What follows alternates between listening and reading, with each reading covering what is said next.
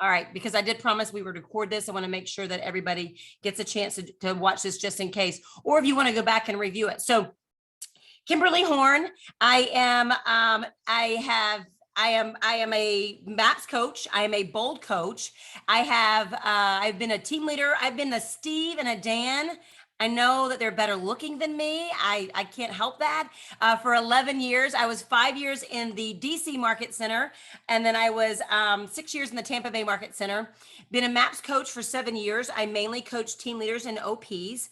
I'm a bold coach, so I've been back in the room, which has been so much fun because Zoom is fun and being in the room is more fun.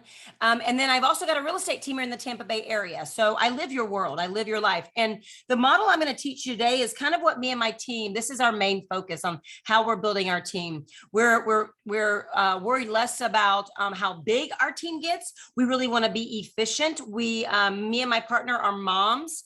I have 3 savage children and she has 2 savage children. So they mean the world to us, and yet they are savage as it is. So our goal is really, how can we get hyper efficient, give our clients a lot of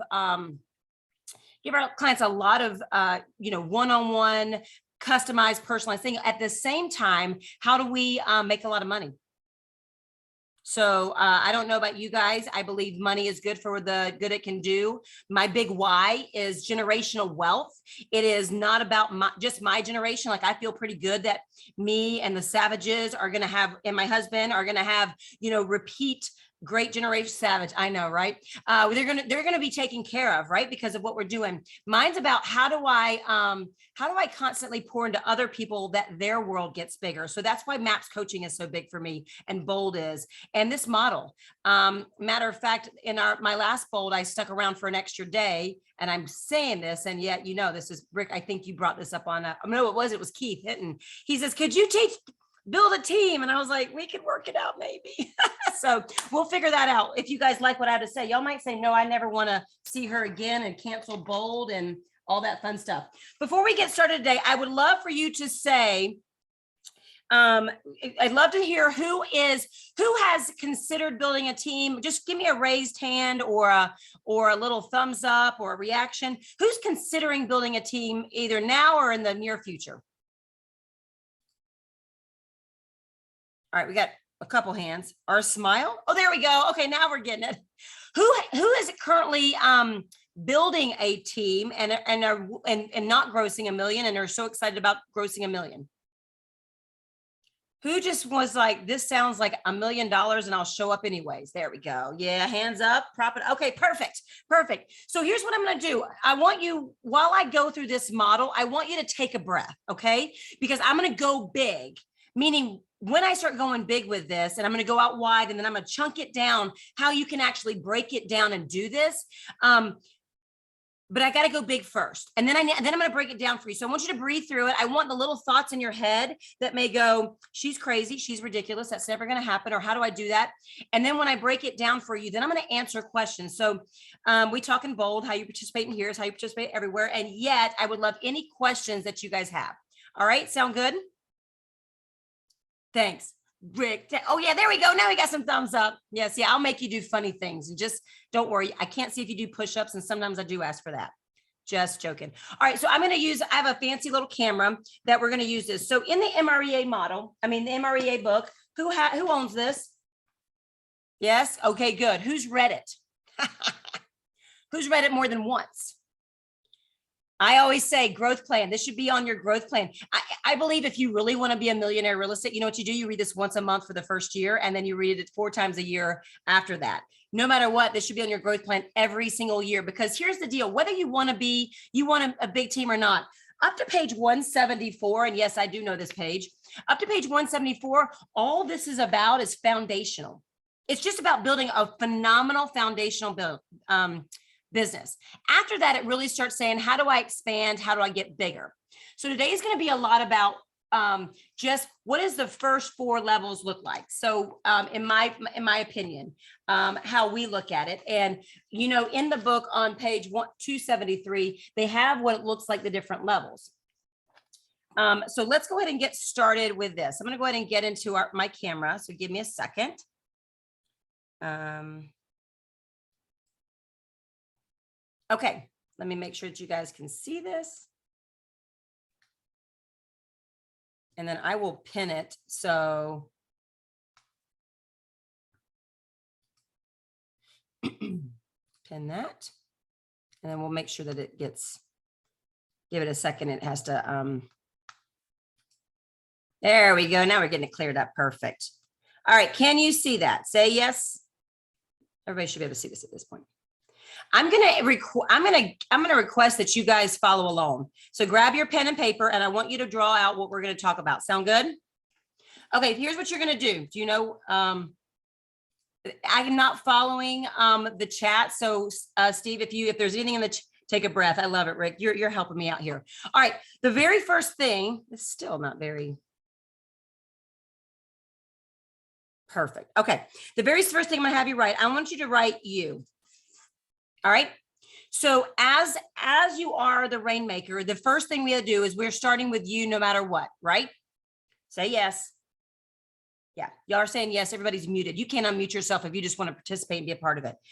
By yourself, using the foundational things that we learn, what is the number of units that we can generally do before the wheels start to like just fall off? 15 on the listing side, 6 on the buying side.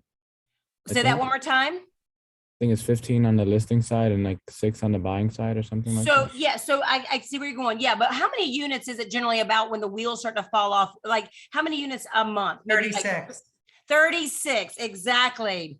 So at about 36 units, and that looks different for everybody. I've seen an individual person do like 100 units and by himself, which I think that he probably did not have a lot of family life. And I don't know, I have no energy around that, nor do I have judgment around that. Just as we just know in the MREA, 36 units is kind of about the space where that happens. All right. So about this time, what the MREA says that we should hire in admin 1. Okay. Now, admin 1 is going to do a lot of different things. They are going to they're going to do your listing management. They're going to do your buying management. They're going to do your social media. They're going to do your marketing. They're going to probably at some point do your transaction to close.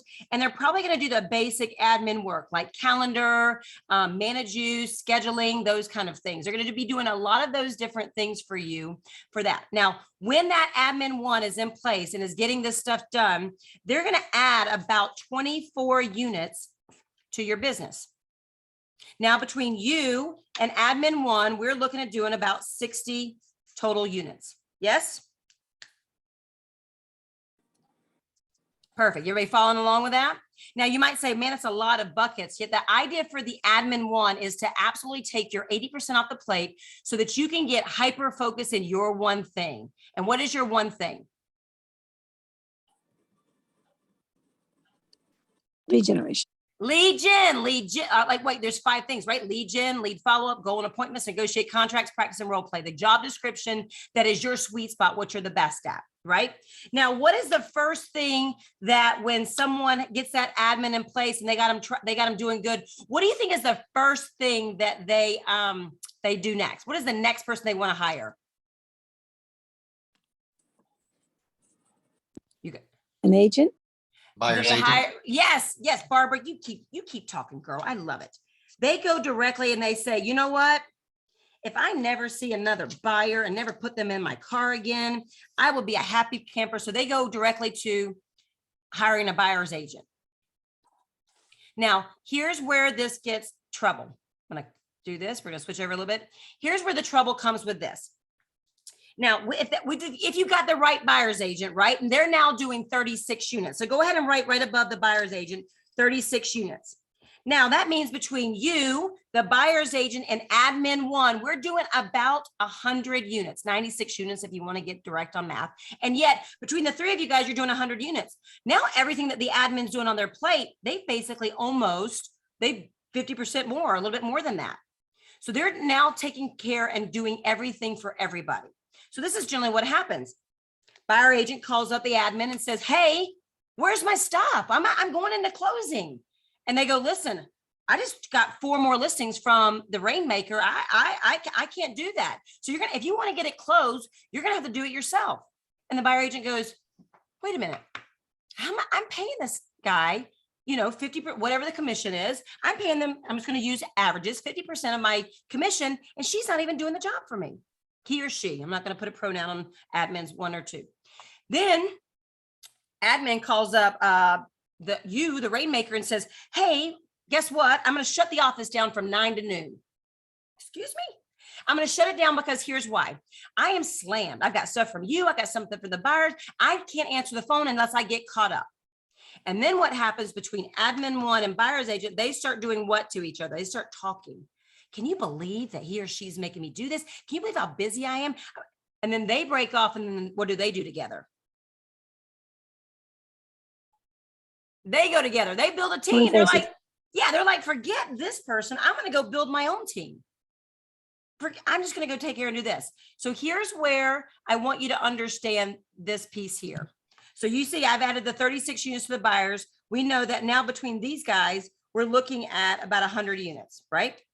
Now, the next right higher is actually admin 2. Now, I want you to hear me. This is where we're going big. So I know as agents, we recognize that each one of these people come with some type of a salary generally, and we can talk a little bit about that as well. And yet, only when you decide to do admin 2 do you actually look at a buyer's agent. You, by yourself with your admin, could probably do between 60 and 80 units if you're very efficient. Now, it's when you want to get to the next level that you do that. So this admin 2 is going to add about another 24 units. So you're looking between you and your buyer's agent and the 2 admins do anywhere from like 120 to 130 or 40 units, right? Now, let me ask you a question. What is your average commission? What's the average commission, Steve, in that area? Between 8 and 10,000. Okay. Do we want to use 8, 10, or 9? What do we want to use? Use 10. Use 10. All right. So I'm going to get my handy dandy calculator. I'm going to take 130 times. I know I actually don't need my calculator for that one. Oh, snap. We're looking at 1.3 million in gross commission income.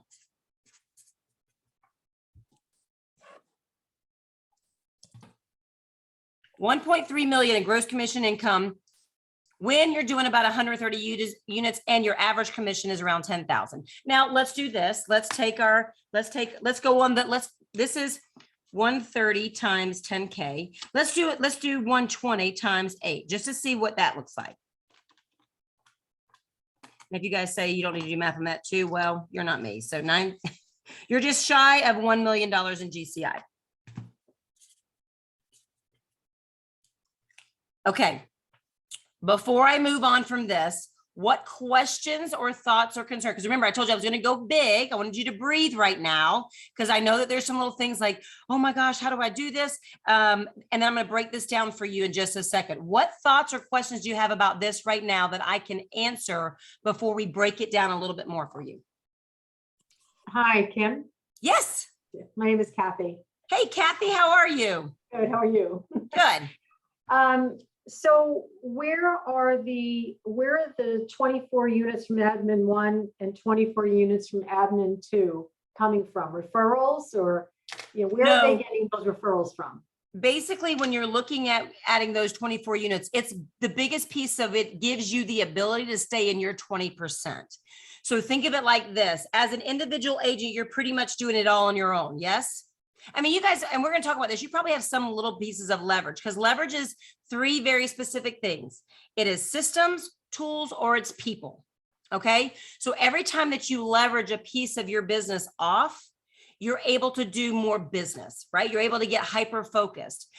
So when you're looking at the 2 admins, the first one, when they pull all of those buckets off of your plate, you're able to actually just get hyper focused. When you get that second admin in place, what you're doing is they're probably helping you with a little bit more database stuff, a little bit more marketing stuff, social media stuff, things that they're helping you just stay focused in your 20%. So the 24 units aren't necessarily coming from them, quote unquote. Granted, if you're managing your database the right way and you're really staying hyper focused on them, 24 units might be the minimum.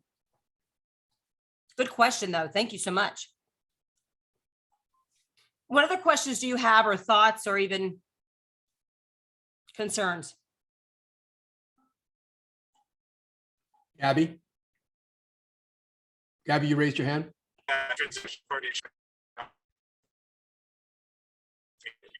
No, it was raised from before. Oh, Oh, okay.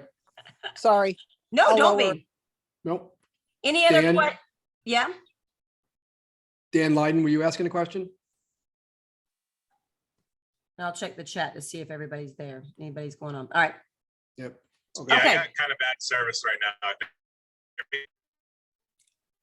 A little Yeah, bit bad. you're breaking up, buddy. Yeah, if you want to either text somebody the question, we can ask. All right, so do you guys, let me break it down for you now from this point forward. You guys good? So everybody has this written down, yes? Awesome. So what we're going to do now,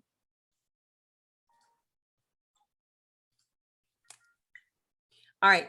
So I'm going to build this out the way it is. Just this, walk with me for just 2 seconds. I'm going to build out what we said we want our business to look like. And yet we do need some little blocks of this. Now, here's my first idea of leverage for you guys, this is what we did on our team. And this is what, when we started to create, this is what we did. The first one is we said, okay, what kind of leverage can we do right now that we can kind of, I'll use the words bolt on, quote unquote, bolt on, meaning we need certain pieces done, and yet we don't necessarily want to put a full salary in place. So our first one that we did was a TC, right? We put a transaction coordinator in place. That person took care of all paperwork from contract to close. The next piece that we decided to add was we did a VA. We said, hey, listen, if we can get some people to do some of these pieces of our business that quite frankly can just be database entry or newsletter or command stuff, or just anything that a VA could do, then we'll do that. Now, the TC piece in our area, it's around $350. That's actually passed off to our buyer. I'm just giving you what we do. Now, I don't know the rules in your area, so just tell you what Kimberly does. The VA costs us $1,500 a month. So for us, this isn't even a cost to the team, and the VA is $1,500 a month. We're literally spending about $18,000 a year so that we can actually have someone take some pieces off, and yet we're still using a lot of pieces. Now, as our business grow, and you may say to yourself, I heard 36 units. Here's where I'll say in regards of when you should start looking up for the transaction coordinator, the admin one. When you're doing consistently about 3 to 4 transactions a month. Now, not 3 transaction months for 1 month, 3 to 4 transactions a month consistently for 4 to 6 months, you need to lift your head and start looking for talent. Meaning you need to start calling your database. You need to be looking at, I'll tell you what, all of my best admin have been educators, teachers. You want to talk about people who have things and they manage children, they manage me perfect.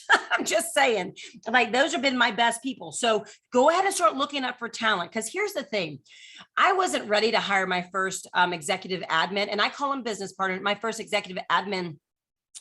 And yet she showed up and I said, I'm hiring her anyways. It didn't matter because she was talent and we made it work. So I'm not giving you, we were close to hiring someone. I felt like I was a couple months out, and probably was a little bit more of my fear than it was necessity. And yet I went ahead and hired her because talent showed up. So when you start getting in that 3 to 4 units a month consistently, that's when you lift your head and go, I got to find talent. Because here's what a lot of agents do. They get that 36 units, maybe they're hitting 40 units.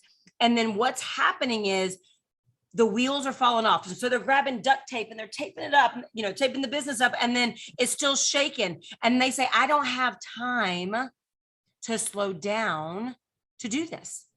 Or they take some time to do it, and what they find is they hire bad because they don't do the entire process.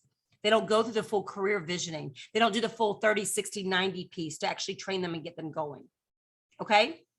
So from there, what we decided to do after we hired our first admin, we then said, hey, listen, this is a salary position. So we've got to be very careful on, how much money we're spending, right? There's expenses that you've got to watch.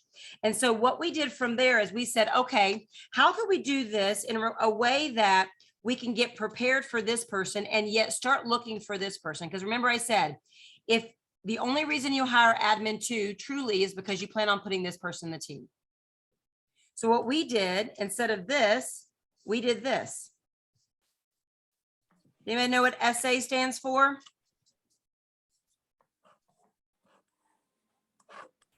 Showing agent. Showing assistant, showing agent. Yes. So here's what we did. We said, hey, let me put this back here so you can see me. We said, hey, listen, one thing that drives me crazy, and if you're a rainmaker, you get this, or if you're a mega, you get this, or if you're not, when we start in the business, we start at ground zero, and it's our grit. It is our determination. It is our foundation. It's everything that we learn, our blood, sweat, and tears to create this team. The last thing I want is someone to walk on my team and expect to be me and not expect to go through what I went through to get here. John Maxwell says it best. People come up to him all the time and say, man, I really just want to be you, John. He goes, man, that's the greatest compliment. And are you willing to do what I had to do to get here? Right? So I said, I'll do a showing age, or you can even call it like the junior agent model. I don't know, make fun, have fun with it, And so we did a showing agent model. And the way that we worked the showing agent model is the value proposition for them was they would get a chance to mentor with us. Meaning we would coach them and mentor them through their business. We would we would not give them leads from the team. They were not a part of the team. We would take them on a buyer consultation with their lips shut, right? I don't need them talking during this time. We would then let them follow us around on showings at first. So they understood what the system, what it looked like to be a part of that. And then we would let them be a part of the negotiation. So they're getting this training with us without, because would you guys all agree, hands in the air if you agree, this is a very experiential business.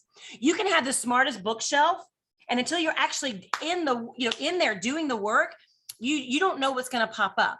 So this gave them the ability. Now they also earned commissions on our showing assistants. So once they were ready, and we had a way that we did it, you can do your own standards. Like I wanted them to watch so many buyer consultations. I wanted them to go with us on showings. And then I wanted them to do a couple buyer consultations on me, just so I could learn if they're understanding what the buyer needs. They still didn't do buyer consultations. I just wanted to see how they learned, right? And then we let them just do all of the showings, meaning they would schedule them, they would do the showings, they would do everything like that. And so we let them do that piece. And then they earned, and I've heard anywhere from 15 to 25%. I think in this market today, this is a Kimberly thing. That's one thing, Steve, you probably are going to end up telling me a couple times in bulk, quit telling them the way you do. And I believe in this market, they should be paid more. How many guys take out like buyers 47 times before you find a place, or you're writing 4 to 5 to 6 offers? I mean, we had buyers we had to write 16 offers for to get them a property. And it wasn't that they weren't aggressive. It wasn't what they weren't willing, it's just our market in Tampa right now. So how fair is it I'm only paying them? So anyways, that's my thing. So the showing agent does a lot of things for me. It shows who is gritty, who's determined, who is a fit for a team versus someone who says, I just want to learn and then I'm going to do my own thing. I'm going to learn from this top agent and then I'm going to do my own thing because I just, that's what I want to do. Right? So it's an audition process. Yes, Rick, exactly what it is. It gives me the chance to actually see if I can live with them. Because do you believe that you have a certain culture and your value proposition is a certain way in who you are as an agent? Everybody feel that way? Yeah, like I know my culture. Mine and Kelly's, we're real relationships, real results. We're relationship driven. We will make sure that stuff gets taken care of and we'll make sure the deal gets done. We are about the relationship though. We're not transactional. So if I got someone on my team who thinks transactionally, right? One, done, move it on. That's not a good fit for our culture. I also believe, and Steve and Dan can probably, and Rick, I'm definitely could say this, I gotta be able to live with this person. If I can't sit down and have a lunch with somebody, I do not want them on my team. If I can't be in a car with them for 2 hours, I do not want them on my team. So the way that we were able to do this in a way that made us feel like we were making some strides is we started auditioning people. Then what you find, and I have 3 here. I'll be honest with you. Sometimes it's, maybe more than 3. I start out with 3, and as people drop off, I would add 1 more. And I would go to my team leader. I was a team leader at the time, right? And I would go to the team leader now, and I would say, hey, listen, we're looking for a couple showing agents. And I would say, we're looking for this, this, this, and this, somebody who's got a great personality, who loves people, who really wants to grow in the business. Like, we would have our missing persons. And I would say, who do you have that I should be having a conversation with? On top of that, I'll mentor them and everything and help them out. And so it gave them the ability to be a part of that. And then what happens is someone rises to the top. And then I know that this person right here is going to be this person right here. So now I'm already in talent search for that person. I've already been kind of looking at this. Now, I'm gonna say one more thing, and then I'm gonna pause for any questions that you guys might have in regards to this. If you talk to oh my gosh, just forgot his name, Gene Rivers, he'll say, girl, you could do that in 270 days. And I said, tell me more. So our career visioning, Kathy and Carl, I'll get with you in 2 seconds, if you don't mind waiting 2 seconds. He says, yeah, you hire this person, you put him on a 30, 60, 90, right? And once this person starts to take on the role at 90 days, and if you don't know about career visioning, we can talk about that another time, then you start to hire this person. And then you put this person on a 30, 60, 90. And then when this person takes on the role after 90 days, then you do this. And you have 30, 60, 90. And then 90 times 3 is 270 days. Now, you want to talk about aggressive? I didn't say gross $1 million in a year, which is probably what I should say this class is. And then you guys can all be like, what is she talking about? And yet what it did is it got that stuff in place. Okay. Now I'm going to pause from this stuff, and I'm going to take questions. It looks like we have our first question from Kathy and Carl. Go for it. So do you have something in writing for showing agents that just outlines all the terms? Yeah. Was it like a contract?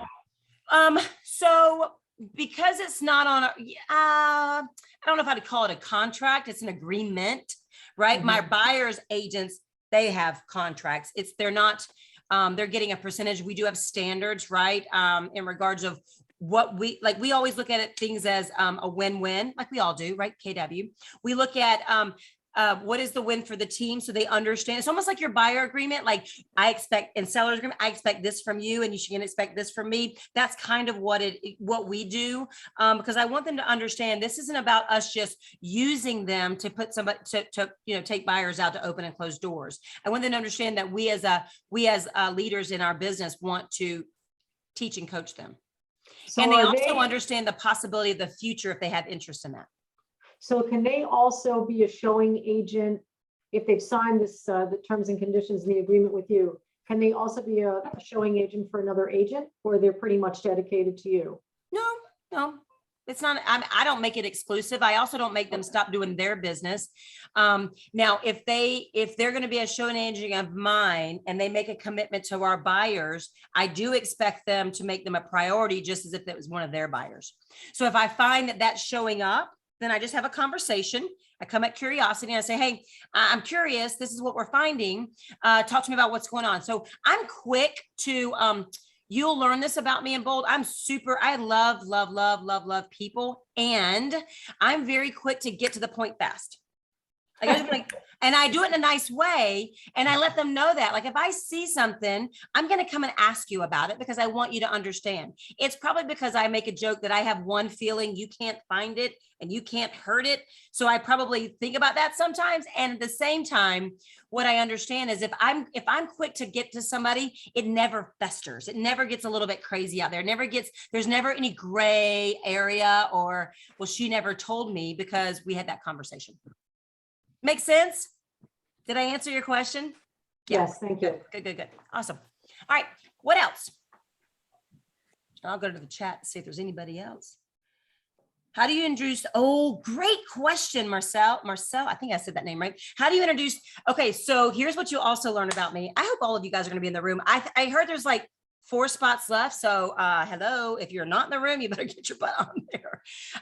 So I am very big about words. I think words matter at such a high level. I'm using the words showing agent and admin 1 and admin 2. I believe sometimes you can, I'm going to use the word degrade somebody by the words you use about them. So you'll hear me talking about business partners. Anybody that I work with, be it administrative side or whatever, they're my business partner. So I currently have a VA, I have a full-time admin, and I don't call them that. I'll say, hey, my business partner, Cassie's going to be getting a hold of you. My business partner, Mary. I have a bold assistant. Her name is Heather. They all make me look good. So without them, I would not be as successful as I am. So I'm very big whenever they're, I learned this a lot running 2 huge market centers, right? I had one that was 300 and one that was like almost close to 500. And I knew that the only way the market center ran at a high level with all of those agents is that everybody was seen with a level of, I don't say authority, authority, and that they were good at something. So somebody would come and ask me something in the market center. I'm like, oh my gosh, that's such a good question. You do not want me to answer it. And they'll be like, what? You're the leader. What do you mean? And I'll say, because I may not give you the right answer. And Amber is the best at this. So come on, let's go find Amber. So when I'm introducing my my business partner, Kelly specifically, right? Because I receive a lot of leads from Bold and Maps and stuff like that. And I also travel. So there's a lot of times they don't ever even see my face. I'm like, you're about to meet the coolest person. Her name is Kelly. Or if they're my showing agent, we've got a team of people that we are dedicated to making this process for you amazing. So what we're going to do is I want to tell you about kind of what it's going to look like. And so I just map it out. So we're doing the consultation today, and I'm going to make sure we understand. And here sits my amazing Dan, right? And he's going to be the person who's going to literally be with you to answer your questions when you open and close doors. And then you and I will be speaking directly after that to find out what you liked, what you didn't like, and are we writing a contract? And you have got the best person in, you're in the best hands ever. And so I created as if you're so happy that he's going with you than me, that you're ready to kick me out of the room, right? So you create that dynamic, you create that conversation around, this is somebody who is going to look out for the best of you. This is someone who is the best at what they do. And I'll say things like that. He is the best at what he does. You're going to be so happy. And then I also say, and I'm going to be on the line all the time. So I don't look at it like they go show a property. Like, remember, think about this. If they're showing property, and let's say they're gone for 6 hours, you just need a 15-minute conversation with the buyer just to check in. So this person has literally saved me 6 hours, and I get to spend 15 minutes doing the fun part. So that's how I introduce them. Great question. Love that. Rick, you like my one feeling? I know my husband says it's true. So there you go. What other questions do you guys have? We can stay here all day, or I'll kick you off right now. I don't know. I'm teasing.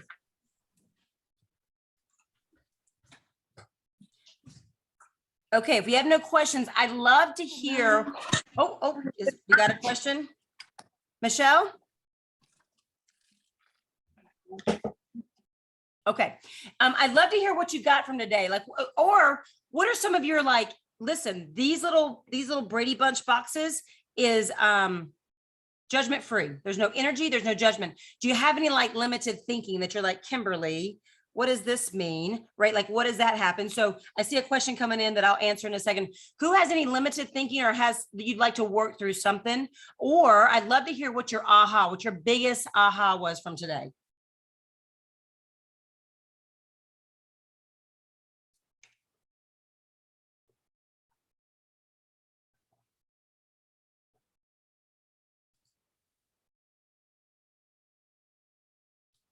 Yes, Donna, what's up? Hi, I just wanted to see how the process worked to form a team and see what it's all about, because I really know very little about it. So you've really been a big help in that regard. So thank you.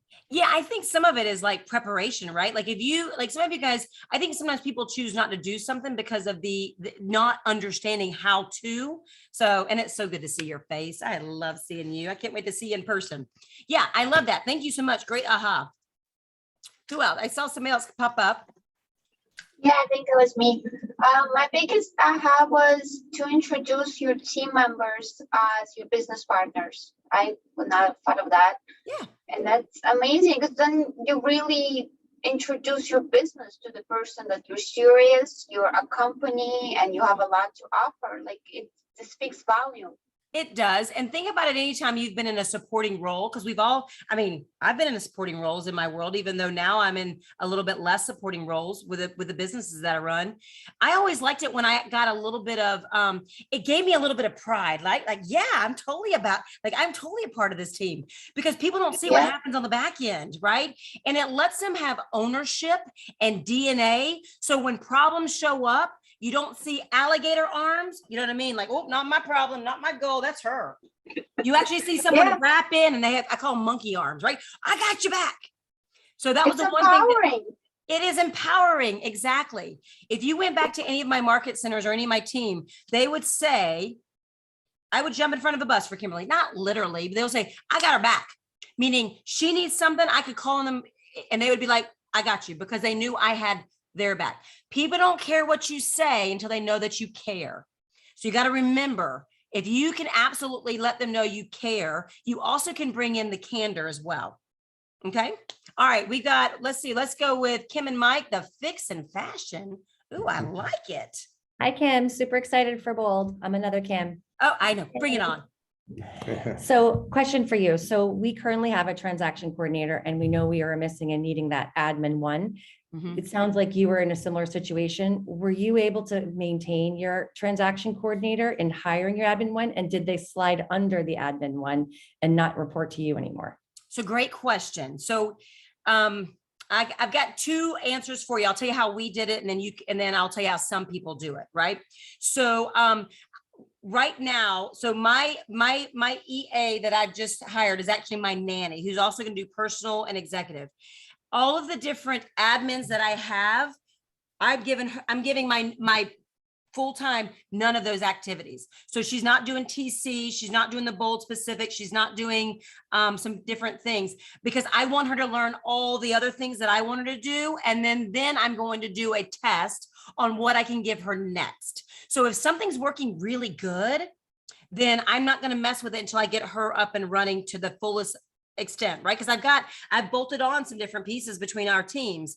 And at the same time, I have seen people who have brought in the TC. Here's the difference though. And I don't know what it looks like in your area. In our area, it's a per transaction. Well, if I'm doing 10 transactions a month at $350 that I'm putting, I might want to put that in in-house piece. So I've seen people do it different ways. Right now, we don't have any plans of bringing the TC, because the way we have it financially is it's not on our books anyways. So, and it works great. And the girl we have is gold. So if I can utilize leverage in a different way, I would prefer to put my energy and efforts that way than take the TC side of it. Make sense? Yeah, like we currently have a transaction coordinator who's fabulous, but she's not full-time and not doing all of it. So we recognize we need that big manager marketing. And so the stress of it is, will she then report to this person maybe eventually, is the answer. So great thing. So if you were to see my current, I'm so shocked that my nanny didn't run, I'll be honest with you, because I have several businesses and investments and everything. And then she's also going to help with personal stuff. So God bless her. Right. So I created like each entity that I need her to be tapping into. I created a, like an action, not an action list, a task for each one. And then under those, like I have several VAs that I'm working with. She's going to manage each person of those. She knows that. So they will be reporting to her. She reports to me, and she's responsible for everything that goes on there. So the way that I look at it, which, Gary Keller says, and every mega that's out there, every mega team that's out there, there's a foundational piece you grow to, and then our unique value proposition is what makes us special. And not everybody's done one specific way. We just know that this gives us a really good foundational and a blueprint that we use. And so I'm very big on staying with the model as long as it aligns with how. No, that doesn't make a sense. It's not like I will go off the model. I work the model so I stay aligned with the model and we move in the same direction. Make sense? Yes, thank you. Okay, good. Did I answer your question? Yes. Awesome. All right, let's go to Amy. And Amy, I am not even gonna try to say your last name. It's a challenge. It's Siglin Paglia. Oh my gosh. Okay, Sigmund Paglia. There you go. Go ahead, Amy. Just tell us what you need. So this might be kind of a silly question. So you have your showing agent and that person is working for you, but also at the same time, I imagine developing their own leads, their own business. What do Yeah. you do? What do you do when there's a conflict? For example, they're servicing your client, but then they develop a lead on their own and the two clients are looking for very similar properties. We've not, I mean, that would, we've not had that really show up yet. That doesn't mean it could not show up. It's a conversation. And it would be just like if I was servicing two buyers and the Right. same buyers wanted the same property, it's two contracts. I would probably have a conversation with my buyer first, and I would say, hey, here's the deal. We're going to take over this contract. So you have one agent working for you here and the other one here. At the same time, you got to go with your local laws too. Like, what does that look like? We haven't had that really come up yet. It's a great question. Okay, thank Yeah. you. We've had two buyers who've wanted the same property. And we've had to say we're representing both of you and you understand we're going to represent the best of your needs. And we've been very transparent. We've also said, if you'd like us to get a different agent just to represent during this part until we get to contract, because not both of you can live there. So whenever that one person wins, then we'll go in. Good, great question. And that's why we have multiple agents on our team. Or two agents for the partnership and then they're showing agents. Okay, let's go to, I saw another question. Oh, Rick, now I'm going to call Cassie the Savage Coordinator. That's awesome. Okay. Can you talk about how you get the buyer cover? It's just part of our agreement. We tell our buyers this is part of business and it's just part of our buyer consultation. They cover the $350. Yep. Absolutely. Do I connect with the show date before calling the buyer? Yeah. So basically, if I have a new buyer and the show agent is going to take over all the showings, then I just make sure that they understand we have a buyer consultation tomorrow at this time. And I'd like to select you to be the showing agent for this buyer. So of course, yeah, I would connect with them. I also, if I know the buyer, I know the people, I might select the best showing agent that I think needs to be in place if I'm working with multiple ones at the time. It's also good if you have one buyer agent who can't handle everybody to bring somebody on as a showing agent as well to help out or be their showing agent. I'm not sure if you guys have ever heard of Jen. She's Dan Holt's. What is Jen's last name? Oh my gosh. She works with Dan Holt. She created a whole buyer team. Davis. Oh my gosh. She's a rock star. Does the buyer pay it up front or at closing? Oh, at closing. It's part of their, in our world, it's a part of the HUD. It says on their transaction. I mean, it says what it does. Like you have to put the real, like you have to put the description on the closing sheet or whatever. Yeah. I think I got all the questions. Anybody else have any more? Did you guys get something from today? Okay, well, that's good. Well, we were meant to go till at least 1:45. And I just want to make sure if you have any more questions, and if you don't have any more questions and you feel like you got all you need and you're excited to see me in bold, then you guys know I'm going to be there like next week.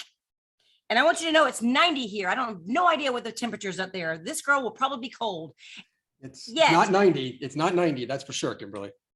Steve, what did you think? Did you enjoy this? Oh, absolutely. Good. I expected it would be wonderful. I saw everybody diligently taking notes, and I'm sure they're going to have more questions for you. Will probably come to mind next Wednesday when they meet you.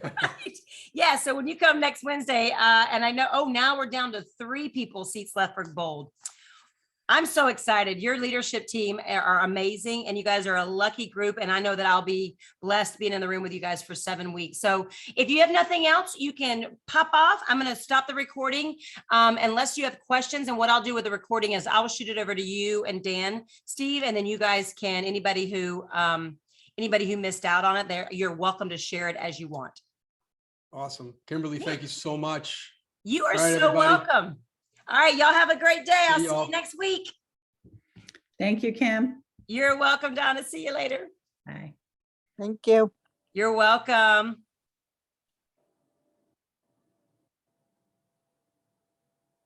if anybody has questions, now's a good time to let me know. Can you please explain the transaction coordinator again? Transaction coordinator is once you have a contract that is fully, I don't know what it's called in your area, it's ratified, under contract, whatever you call it.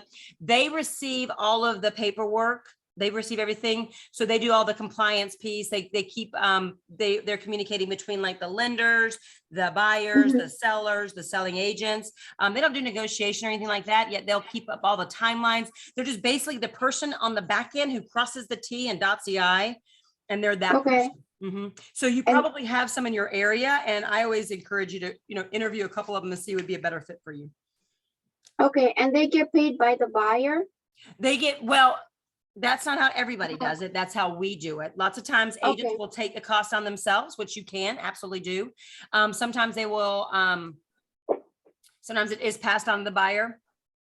Yeah. Okay, Mhm, thank you. absolutely. Or the seller. I mean, we have transaction coordination on the other side too. It's just part of our business. We don't pay it. Mhm. Any other questions?